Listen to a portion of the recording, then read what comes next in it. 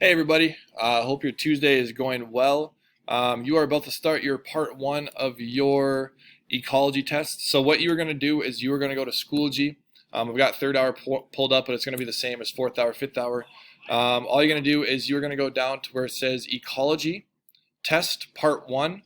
You're going to open that up. There's going to PDF in there. You're going to take that PDF. You are going to put it into Notability. You will fill out the test the best you can.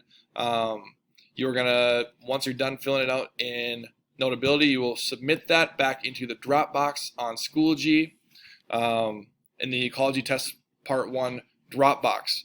So this test is gonna be opened right when your bell rings. The second the bell rings, this will be open. And then after the bell rings to end your class, okay, I will leave it open for 5 more minutes because sometimes it takes a little while for us to submit it. I understand that. So you should be testing from bell to bell if you need that long. If you finish before, you can always submit it early, that's fine.